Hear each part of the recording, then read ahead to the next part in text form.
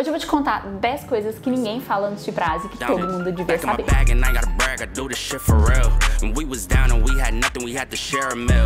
Eu sou Luísa e eu fiz um mochilão de 4 meses pela Ásia, passando pela Indonésia, Filipinas, Coreia do Sul, Vietnã, Tailândia e pelas Maldivas. E vou sanar todas as suas dúvidas sobre a Ásia hoje. Como a Ásia é um continente muito diferente e normalmente é um roteiro fora da rota, não é igual aos Estados Unidos, Europa e América do Sul, que inclusive a gente acha muita informação na internet, é comum que quando você vai organizar a sua viagem ou quando você vê alguém viajando pra Ásia, você fique com muitas dúvidas. E aí eu juntei várias perguntas que a gente recebeu no nosso Instagram e no nosso TikTok, inclusive segue a gente por lá. E aposto que esse vídeo vai facilitar muito a viagem de vocês, então bora lá. A primeira dúvida, acho que é a mais comum, toda vez que o Danilo posta no TikTok a gente recebe uma enxurrada, é como vocês se comunicam por lá. Primeiro porque a língua é muito diferente da nossa, segundo porque o alfabeto também é, mas todo mundo fala inglês, gente. Todo mundo fala inglês. Desde os vilarejinhos bem pequenininhos no Vietnã até as cidades grandes, tipo Bangkok ou Bali, todo mundo fala inglês. Se não fala inglês fluente, eles vão pelo menos falar o básico que a gente precisa para poder entender e se comunicar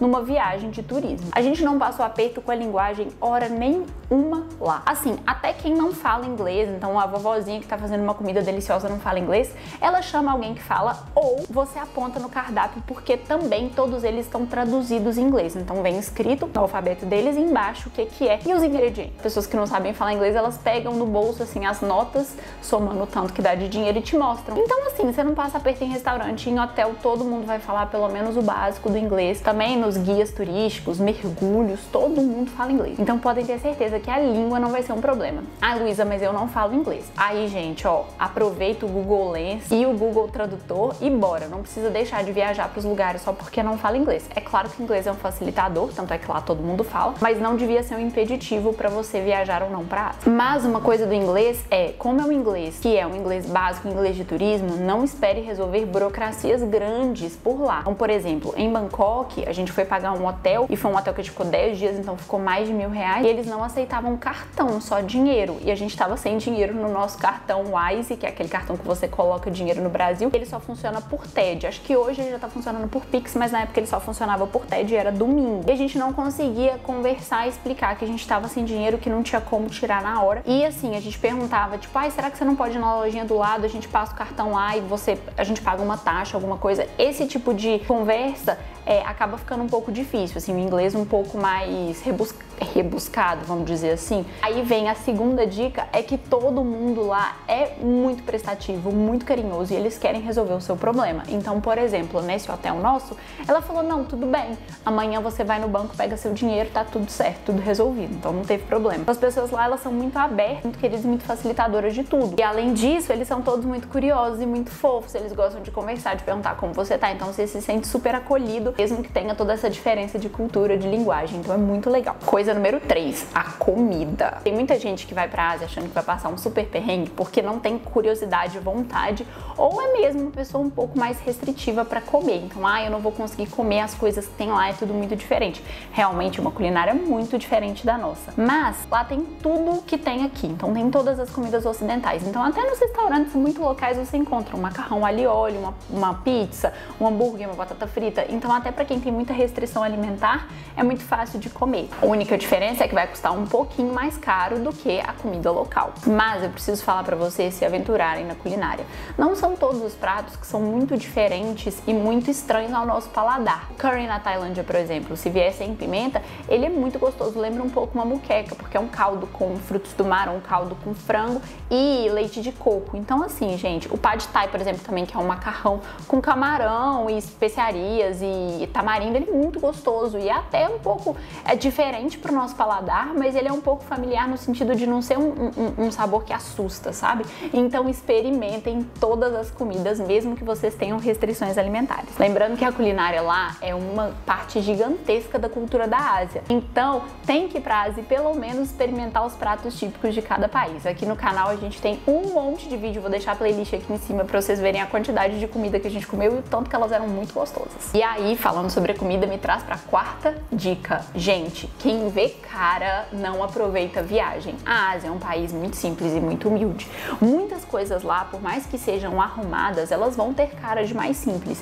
E aí aqui no Brasil a gente fica com muito preconceito disso. Eu conheço várias pessoas que foram falar, eu fiquei meio com nojinho de comer e tal, fiquei com medo de ser sujo. Gente, assim, é claro que tem todo aquele rolê de pegar infecção intestinal na Ásia e tal. Isso é mais em Bali, tá? Na Tailândia a gente não passou mal, no Vietnã também não. Na verdade eu não passei mal em lugar nenhum, Danilo passou mal só em Bali. Mas enfim, de qualquer forma, os restaurantes são todos muito limpos, muito gostosos. E por mais que eles sejam muito simples, se você ficar com esse preconceito de porque é simples, é ruim, é sujo, você não vai aproveitar a maioria das coisas da Ásia, que é a culinária local, street food, aquela coisa maravilhosa deles. Então assim, quem vê cara fica com medo e não aproveita. Lembrem-se disso. E aí, outra coisa que eu fiquei muito surpresa na Ásia, muito. Eu já fui pra Europa, eu já fui para os Estados Unidos, eu já fui para alguns países da América do Sul. Cara, é muito fácil viajar na Ásia. É muito fácil, é muito fácil. Você chega no seu hotel e aí a pessoa já te pergunta assim, você já tem os passeios de amanhã, você já tem o transporte de como ir embora daqui, qual é a sua próxima cidade, qual é o seu próximo destino, como você vai se locomover aqui, quer que eu alugue uma moto pra você? Então assim, você resolve tudo no seu hotel. É claro assim, né, a gente tá falando de hostels e hotéis mais turísticos e mais simples, do jeito que a gente ficou. Mas também se você tiver um hotelzaço na Ásia, que tem muitos também, com certeza eles vão resolver, mas provavelmente por um preço mais caro do que a gente costuma pagar. Mas enfim, é tudo muito fácil, é tudo muito simples. A gente fechou vários passeios, vários transportes mesmo com hotel e é mais barato do que na internet, tanto no 2Go Asia quanto no Get Your Guide. Então vale muito a pena. Além disso, você tá ajudando os locais e dando um apoio pro turismo local, que é massa. Mas vocês vão ver, muito fácil viajar pra lá. E aí, continuando na facilidade, acho que vem a segunda maior dúvida de todo mundo, que é a questão do dinheiro. Como que a gente faz com o dinheiro lá? E como eu disse, é tudo muito fácil. A maioria dos hotéis que a gente ficou trocava dinheiro pra gente, então a gente levou dólar. Essa é a maior dica que eu tenho. Levem dólar espécie, porque principalmente na Tailândia é muito difícil eles aceitarem cartão de crédito ou cartão de débito. É tudo muito no dinheiro, é uma cultura muito do dinheiro. Levem dólar pra vocês trocarem lá pela moeda local. A gente fez isso, a gente levou uma certa quantia em dólar, a gente levou uma certa quantia no Wise, que é aquele cartão, paga um IOF reduzido e que você consegue colocar dinheiro do Brasil pra conta e ela transforma o seu dinheiro em várias moedas diferentes. A gente sacava dinheiro. Na Tailândia, o sacar dinheiro é muito fácil, mas para cada transação que você faz de saque, você paga uma taxa de R$35, essa taxa é do governo, não é da Wise, e nos outros países não tem taxa. Mas sempre levem dólar, porque pra vocês não ficarem à mercê de ter que ficar sacando dinheiro sempre. Mas trocar dinheiro é muito fácil. Tem casa de câmbio em tudo quanto é lugar, tanto no aeroporto quanto na rua, e a maioria dos hotéis fazem também o serviço de trocar dinheiro. Luísa, mas como que troca dinheiro na rua? Nossa, não é perigoso? Gente, sétima coisa. A Ásia é o lugar mais seguro do mundo. É impressionante. Cara, a gente tava na Indonésia, em Nusa Penida, numa rua super simples, e aí a gente foi trocar dinheiro. Vocês acreditam que o cara tava com a mesa cheia de dinheiro, assim, lotada de dinheiro? Tinha nota de dólar, tinha rúpia, tinha um monte de dinheiro, e ele tava dormindo. Não tinha segurança, não tinha nada. As pessoas simplesmente não pegam o que não é delas. Muito cultural isso. Não passei por nenhuma experiência de ficar com medo, de me furtarem, de me roubarem. É claro que tem uns golpes, porque todo lugar muito turista acaba que uma pessoa ou outra vai querer te passar um pouco a perna no táxi, ou então no, sei lá, no tuk-tuk. Mas enfim, isso é muito pequeno perto de toda a segurança que você tem. A gente saía com câmera na mão, celular na mão, dinheiro na mão e nada tinha problema. Além de ter toda essa facilidade das pessoas te ajudarem muito a resolver suas coisas da viagem, você vai fazer, qual que é o próximo passeio, qual que é o próximo transporte, tem a facilidade também do dinheiro e, mais importante de tudo, tem a segurança de saber que você não vai ser passado a perna também. Porque, por exemplo, os passeios que a gente fechava com o hotel, eles davam pra gente um papelzinho escrito, tipo, como se fosse um canhotinho de recibo, sabe? Recibo do dinheiro. Aí você chegava lá no porto, por exemplo, pra pegar o barco, e eles te davam o seu ingresso e você ia, sabe? Tudo muito na base da confiança. Isso é muito bizarro, principalmente pra gente que é do Brasil, né?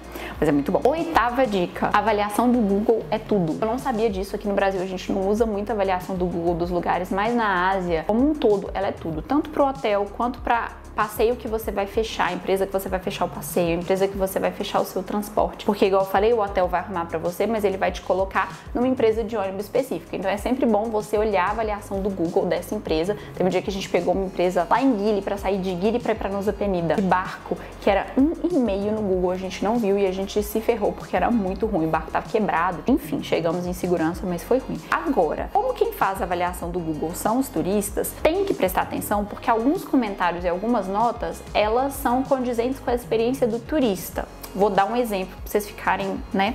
Tem a J-Fi, que é aquela estrela Michelin lá em Bangkok, que é uma comida de rua, que é uma vovó de 70 anos que faz a comida. Ela faz a comida inteirinha, não tem ninguém pra ajudar ela. Então, é um restaurante que demora, é um restaurante que ficou muito famoso, porque você paga $30 pra comer uma refeição Michelin. Um restaurante que tem fila às 8 da manhã. Se você chegar, por exemplo, 1 da tarde, você não vai sentar pra comer, porque ela já encheu a fila toda e ela precisa cozinhar pra todas essas pessoas. Então, é um restaurante que a nota do Google ela é ruim, porque as pessoas vão falar que você fica na fila o tempo inteiro e que a comida demora a chegar na mesa, porque a J-Fi que cozinha tudo.